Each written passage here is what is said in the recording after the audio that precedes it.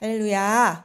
2024년 마지막 수요 한나 예배에 오신 여러분들을 환영하고 축복합니다. 제가 깜짝 소식으로 짜잔 하고 말하려고 했는데 역시나 우리 김신우 목사님이 먼저 선수를 치셨어요. 네. 아직 12월이 많이 남아있는데 왜 벌써 마지막일까 궁금해하실 수도 있겠는데요. 다음 주는 25일 성탄절이라서 수요 한나 예배가 없고 또 그 다음 주는 벌써 1월 1일이 되어서 2025년이 됩니다. 1월 1일도 송구영신 예배 다음으로써 한나 예배는 없고 저녁 예배로만 드려집니다.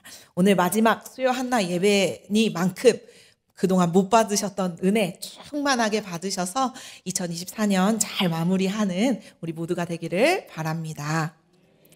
오늘은 다시 복음 앞에라는 제목으로 함께 은혜를 나누려고 하는데요. 오늘 우리가 읽은 이 빌레몬서라는 성경은 바울 서신 중에 가장 짧은 서신입니다.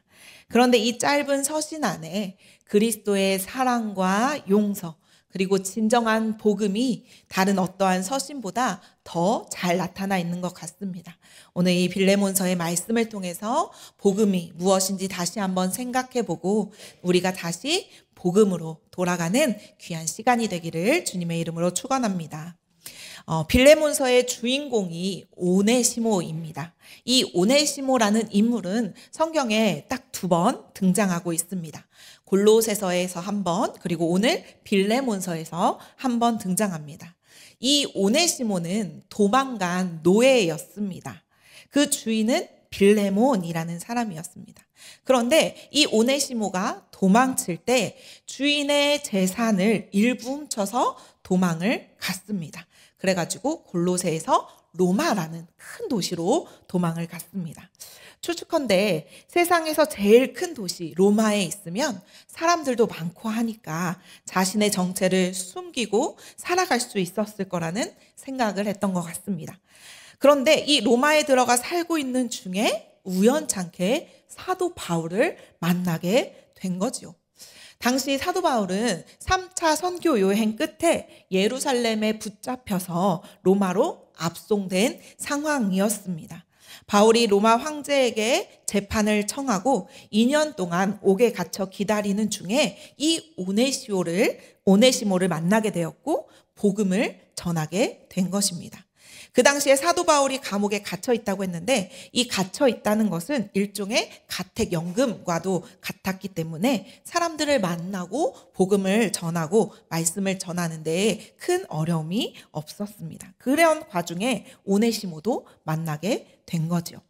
이렇게 사도 바울을 만나서 복음을 듣고 훈련받게 되고 양육을 받아 오네시모가 그리스도인으로 성장하게 되었습니다. 그리고 사도 바울이 골로새 교회에 편지를 쓸 때 많이 성장을 해서 바울 사도에게 꼭 필요한 동역자 중에 한 명으로 자리매김을 하게 되었습니다. 그런데 이렇게 사도 바울과 오네시모가 교제를 하던 중에 사도 바울이 오네시모에 대해서 더 깊이 알게 되었어요. 이 오네시모가 도망간 노예였다는 사실도 알게 되었고 그 주인이 빌레몬이었다는 사실을 알게 됩니다. 이 빌레몬은 사도 바울이 에베소에서 복음을 전했을 때 그 복음을 듣고 자기 집인 골로새로 돌아가서 교회를 세운 사람이었습니다. 골로새 교회의 기둥과 같았던 사람이 빌레몬인데 이 사람이 바로 도망간 오네시모의 주인이라는 것을 사도 바울이 깨달았습니다. 그러는 와중에 이 사도 바울이 로마에 있으면서 골로새 교회에 대한 목회적 상황을 듣게 되고 그 교회를 위하여 편지를 쓸 필요가 있어서 편지를 썼는데 그것이 바로 골로새서입니다. 그리고 이 편지를 두기고라는 사람에게 보내면서 오네시모를 함께 골로새 교회로 보냅니다.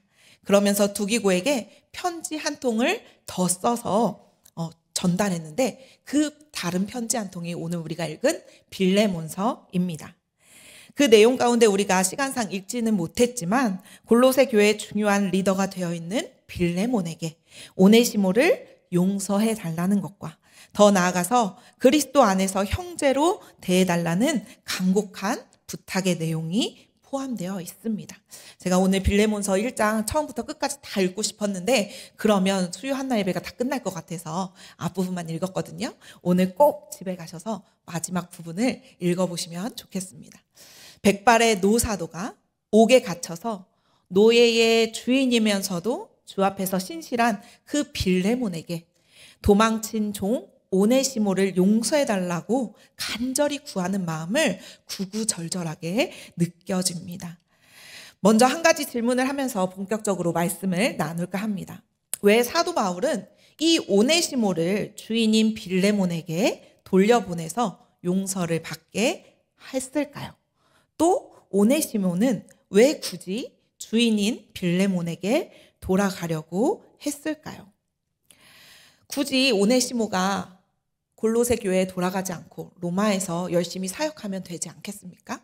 그런데 굳이 왜 오네시모를 그 아픈 곳이 있는 골로새 교회로 보냈을까요? 당시 로마법을 보면 로마법에는 도망친 노예는 사형에 처한다는 법이 있었습니다. 당연히 도망친 노예를 보호하면 그것도 큰 위험에 처합니다. 만약에 사도 바울이 종의 주인인 빌레몬의 허락을 받지 아니하고 이 오네시모와 함께 사역을 하고 사도 바울이 그러한 사람을 보호하고 함께 한다는 것이 알려졌으면 어떤 일이 벌어졌을까요? 아마 사도 바울뿐만이 아니라 그와 함께 있었던 사람들, 믿음의 형제 자매들, 공동체까지 위험에 처할 수도 있었을 것입니다. 그럼에도 불구하고 또 이 이유 말고 다른 이유가 있지 않을까 저는 한번 생각해 보게 되었습니다. 만약 주인인 빌레몬이 노예인 오네시모가 돌아왔을 때 죽일 사람이었다면 사도 바울이 이 오네시모를 빌레몬에게 굳이 돌려보냈을까요? 전혀 돌려보내지 않았겠죠.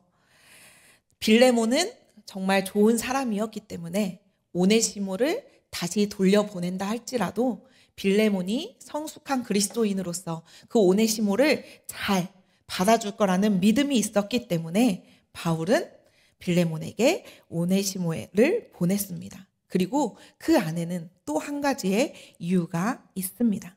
바로 하나님과의 관계가 회복되었다 하더라도 사람과의 관계에 있어서 해야 할 일은 없어지지 않는다라는 것입니다.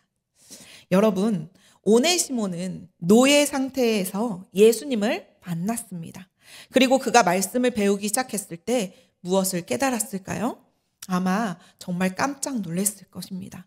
복음 안에서는 모든 사람이 다 똑같다. 예수님은 부자나 종이나 주인이나 노예나 상관없이 모든 사람에게 구원을 베풀어 주셨다는 그 복음을 들었을 때 아마 정말 행복했을 것입니다. 정말 기뻐했을 것입니다.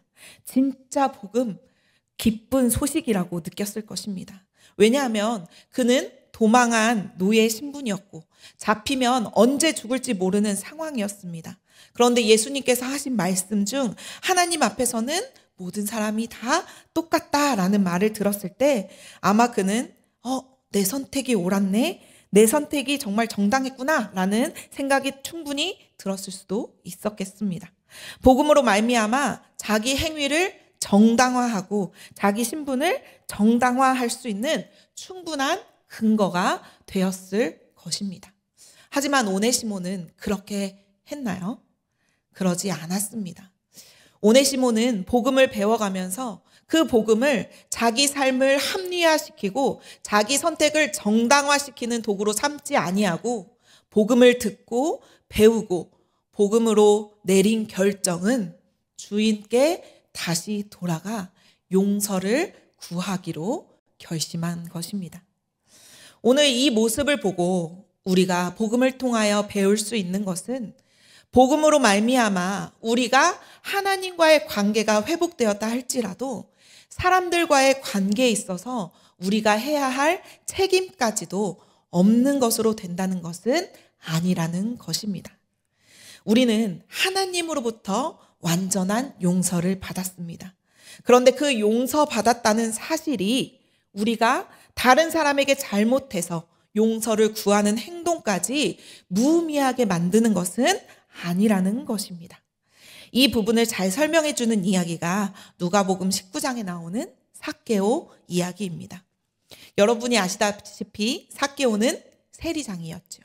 당시 세리장은 민족의 배반자, 죄인 취급을 받았던 사람입니다. 유대인들은 가까이 하지도 않았습니다.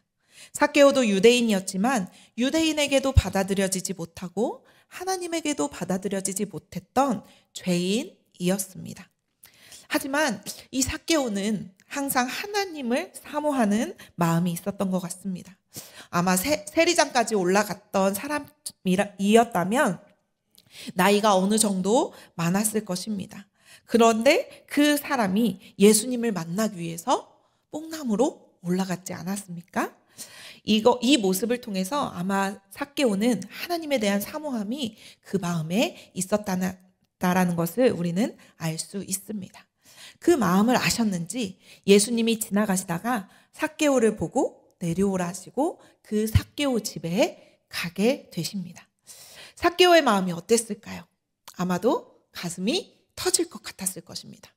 우와, 하나님도 나를 기다리고 계셨구나. 하나님이 날 용서해 주시겠구나.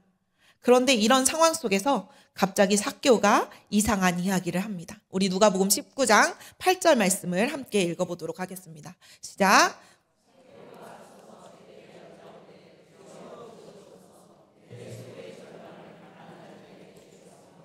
만일 누구의 것을 속여 빼앗은 일이 있다면 내 갑절이나 갚겠나이다. 아멘. 예수님께서 막 집에 들어오셨어요.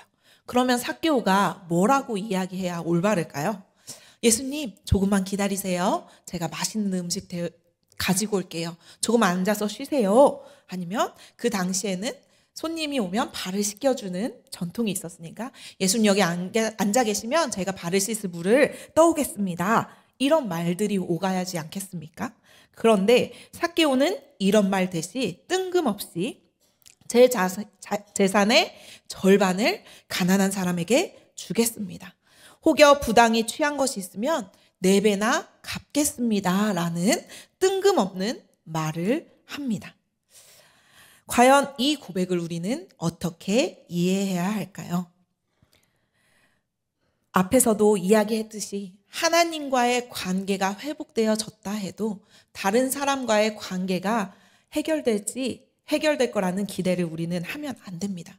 마찬가지로 삭개오도 하나님이 삭개오를 용서해줬다 할지라도 삭개오 마음 가운데는 다른 사람에게 저질렀던 그 불의, 자기가 저질렀던 잘못을 바로 용서받고자 했던 말입니다. 과연 삭개오가 평소대로 성격이었다면 이러한 말이 터져 나왔을까요? 아마 절대 이런 말을 할 수 있는 사람이 아니었을 것입니다. 그러면 삭개오는 어떻게 해서 이런 대답이 나왔을까요? 바로 하나님의 전적인 은혜입니다. 하나님의 은혜가 한 사람을 덮었을 때, 성령의 충만함이 그 영혼을 붙잡았을 때 그 안에서 믿음의 고백이 흘러나오는 거지요. 내 의지와 내 생각과는 전혀 상관없이 온전히 주님의 은혜로 사로잡혀서 나온 그 마음속 깊은 곳의 고백이었을 것입니다. 삭개오는 예수님이 나에게 찾아오셔서 이제 내 삶은 완전히 새로워졌습니다. 과거에 내가 지은 죄, 행동, 말들 다 상관없이 이제 나는 예수님의 제자로 새로운 삶을 살겠습니다. 라고 말하지 않았습니다. 용서를 받는 순간 자신의 모든 과거의 잘못된 행동들이 사라졌다고 생각하지 않았습니다. 난 예수님께 용서받았으니까 그 이전에 내가 했던 일들 다 상관없어 라고 하지 않았습니다. 삭개오는 용서를 받고 난 후 자신의 잘못한 일들을 반성하고 그 반성으로 보이는 행동을 하기로 결심한 것입니다. 예전에 같이 사역했던 교회에 전도사님이 설교하셨는데 이러한 말씀을 한 적이 있습니다. 진정한 용서는 그 사람이 잘못한 일들을 깨닫게 해줍니다. 그렇습니다, 여러분. 복음이라는 것은 내가 용서받은 것을 아는 순간 기쁨이 찾아오는 것이 아니라 오히려 슬픔이 찾아오는 것입니다. 아, 저 사람이 나를 용서해 줬네. 아, 내가 용서를 구하지도 않았는데 나를 용서해 줬구나. 아, 마음 편하다. 이제부터 발 뻗고 잘 수 있겠다. 라고 생각하며 기뻐하는 것이 아니라 복음의 능력은, 진정한 복음이라는 것은 하나님께서 나를 용서해 주셨다는 것을 아는 순간 과거의 아픔이 생각나게 됩니다. 우리 마음에 슬픔이 올라옵니다. 죄가 기억나게 됩니다. 그래서 이런 나를 용서해 주시다니 그 은혜에 감격해서 눈물이 나는 것입니다. 예수님의 용서를 알고 난 후 눈물이 나는 것은 감사해서도 그렇지만 어떻게 이런 나를 용서해 주실 수 있나 죄송하고 미안한 그런 슬픔 때문이기도 합니다. 그리고 예수님께서도 나를 용서해 주셨는데 나도 해야 할 일이 있구나. 내가 가서 무릎을 꿇어야 할 사람이 있구나. 내가 가서 사랑을 해야 할 사람이 있구나. 내가 가서 잘못했다고 말을 해야 할 사람이 있구나. 라는 것을 깨닫게 되는 것입니다. 지금 삭개오에게는 그 복음이 임한 것입니다. 그래서 그가 해야 할 일이 있다는 것을 깨닫게 되고 자신의 재산을 나눠주겠다고 고백한 것이지요. 여러분, 다시 한번 말씀드립니다. 복음으로 인해서 하나님과의 관계가 회복되었다 할지라도 사람들과의 관계에 있어서 우리가 해야 할 책임까지도 없어지는 것으로 된다는 것은 아니라는 사실을 꼭 기억하시기 바랍니다. 밀양이라는 영화가 있습니다. 아마 보신 분들도 계실 테고 많은 이야기를 들으셨을 것입니다. 이 영화가 상영된 후에 기독교인들이 많은 비판을 받았는데요. 전도연이라는 배우가 주인공이었습니다. 이 전도연이 피아니스트 역할을 맡았는데 간략하게 이야기해보자면 피아니스트였던 이 한 여자가 결혼해서 잘 살고 있다가 남편이 먼저 죽고 아들과 단둘이 남아서 살게 되었습니다. 살다가 너무 힘들어서 다 정리하고 남편의 고향에 가서 이제 새로운 삶을 살아야겠다 결정합니다. 그곳이 바로 밀양이라는 도시였습니다. 밀양에 가서 전도를 받아서 교회에 가서 신앙생활을 하면서 그곳에서 새로운 터전을 잡고 신앙생활도 열심히 하고 교제를 하며 잘 살고 있었습니다. 그런데 어느 날 아들이 유괴를 당하고 맙니다. 그리고 결국 그 아들은 싸늘한 시신이 되어 발견이 됩니다.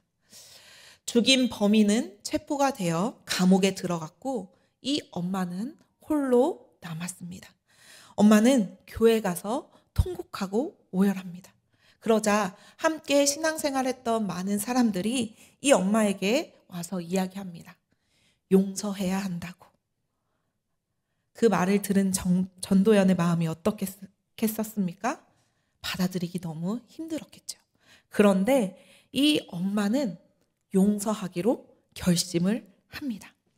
옷을 단정히 입고 아들을 죽인 사람에게 가서 주님의 사랑으로 당신을 용서합니다 라고 말합니다.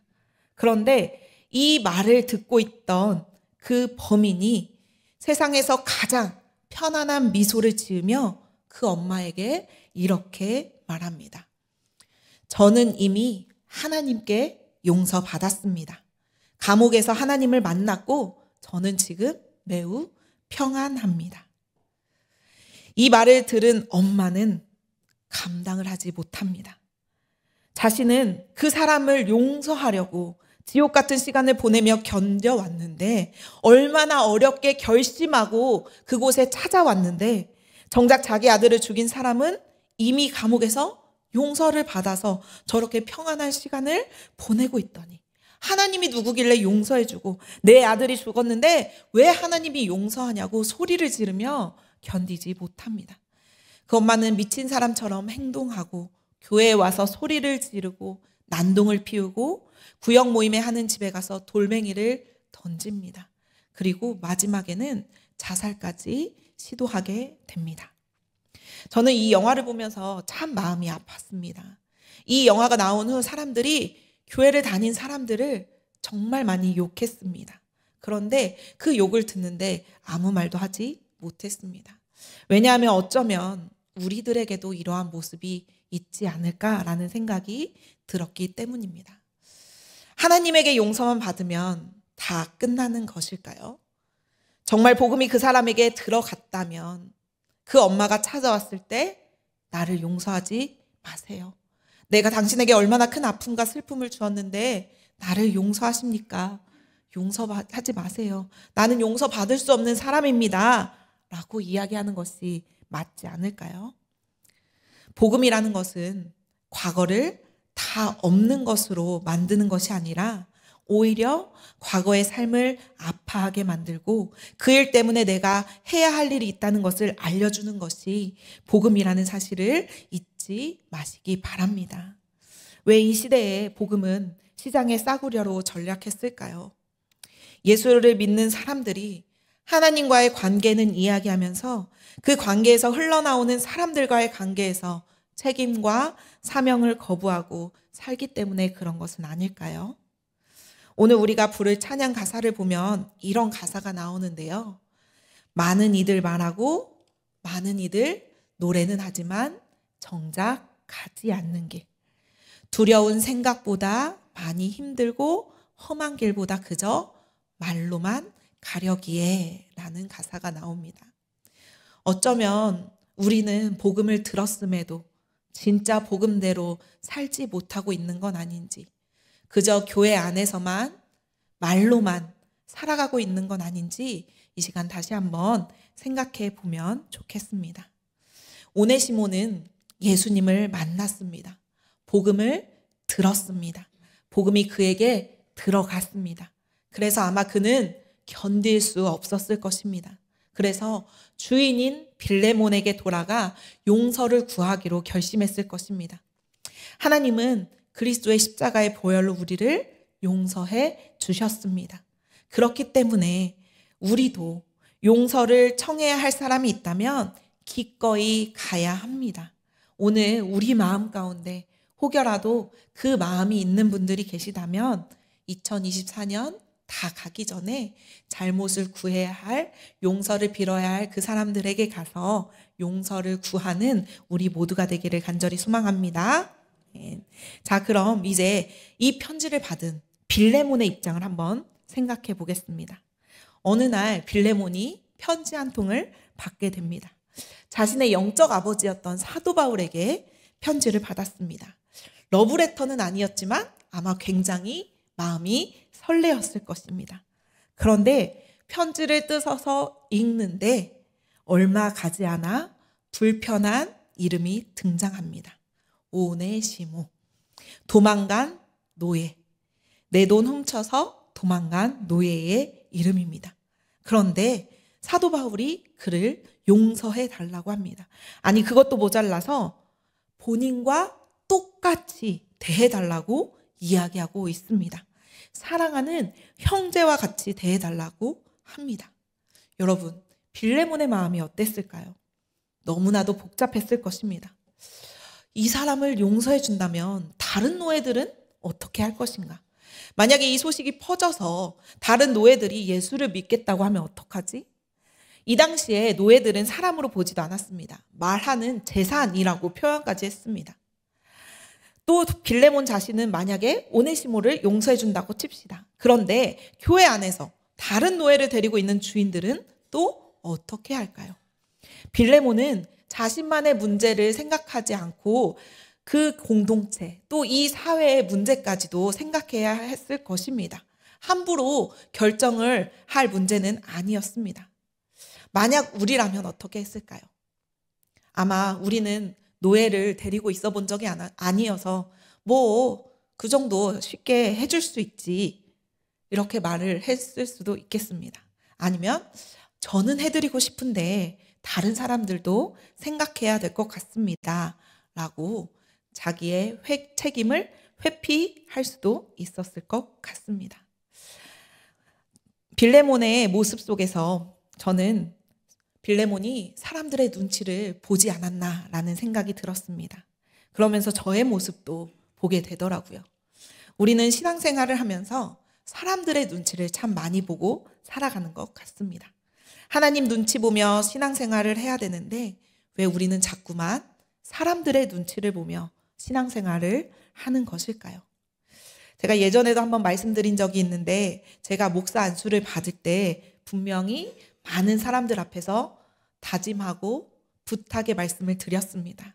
저는 하나님만 눈치 보며 사역하겠습니다. 그런 목사가 되겠습니다. 라고 다짐했습니다. 그런데 역시 저도 똑같이 사람들의 눈치 보면서 살아가고 있는 그 모습을 보게 되더라고요. 하나님만 바라보며 살아가기도 부족한데 우리는 참 많은 것들을 바라보고 이것저것 재고 내가 할 것 다 하고 살아가고 있습니다. 하나님 앞에 설 때 너무나도 부끄러운 우리의 모습들이지요. 빌레몬은 그럼에도 불구하고 사람들의 눈치를 보지 않았던 것 같습니다. 성경에는 기록되어 있지 않지만 오네시모가 에베소 교회의 위대한 감독이 된 것으로 인해서 빌레몬이 그 오네시모를 용서하고 용납해 주었다는 사실을 우리는 추정해 볼 수 있습니다. 만약 빌레몬이 오네시모를 용서해 주지 않았다면 오네시모라는 사람의 이름이 이 성경책에 등장하지도 않았을 것입니다.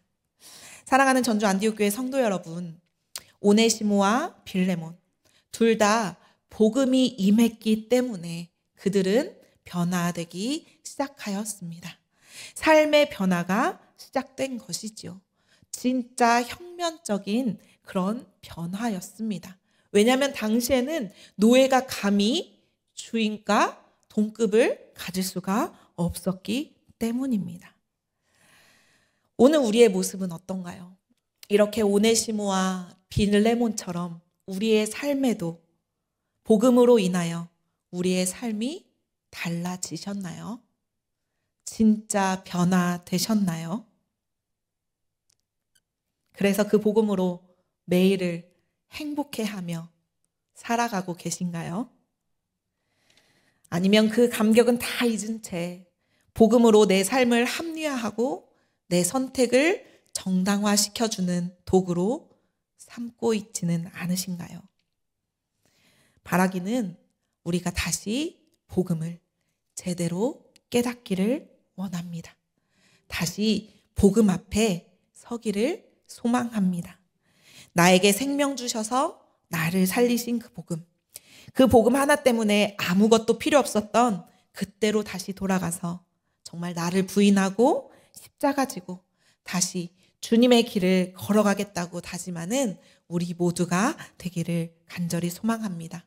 그래서 이 복으로 말미암아 정말 우리 삶에 놀라운 혁신적인 변혁이 일어나는 우리 모두가 되기를 주님의 이름으로 간절히 축원합니다.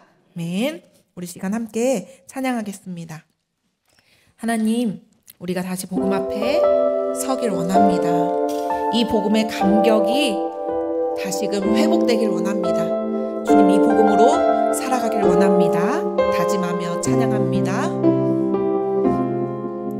많은 이들 말하고 많은 이들 노래는 하지만 정작 하진 않는 길 두려운 생각보다 많이 힘들고 험한 길보다 그저 말로만 가려기에 점점 멀어져만 가네. 내게 생명 주었던 그 점점 이용하려 하네. 내게 사랑 주었던 그 길 다시 복음 앞에 내 영혼 서네.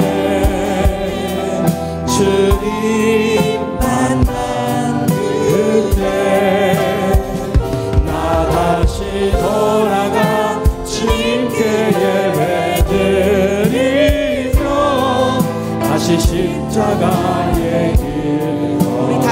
번부터 고백하겠습니다. 많은 이들 말하고 많은 이들 노래는 하지만 정작 가지 않는 두려운 생각보다 많이 힘들고 험한 길보다 그저 말로만 가려기에 점점 멀어져만 내게 생명 주었던 그 길 점점 이용하려 내게 사랑 주었던 그 길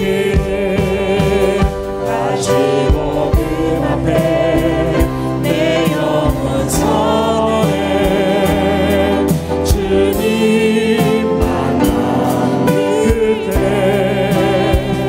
나 다시 돌아가 주님께 다시 십자가의 길을 다시 복음 앞에 다시 복음 앞에 내 영혼 서네 주님 만난 그때 나 다시 돌아가 주님께 예배드리며 다시 십자가 마지막으로 한 번만 더 고백하겠습니다. 다시 복음 앞에 다시 복음 앞에 내 영혼 서네 주님 만난 그때 나 다시 돌아가 주님께 예배드리며 다시 십자가의 길 걸으니 우리 이 시간 함께 기도하길 원합니다. 주님, 우리가 다시 복음 앞으로 가길 원합니다. 말로만 하지 않고 복음을 이용하지 않고 복음을 내 합리화시키지 않고 정말 복음으로 우리의 삶을 살아내게 하옵소서. 그리하여서 정말 이 복음으로 인하여 우리가 속한 모든 것들이 다 변화되게 하시고 오직 복음만 붙잡고 살아가는 우리가 되게 해달라고 이 시간 주의 이름 한번 부르시고 통성으로 기도하겠습니다.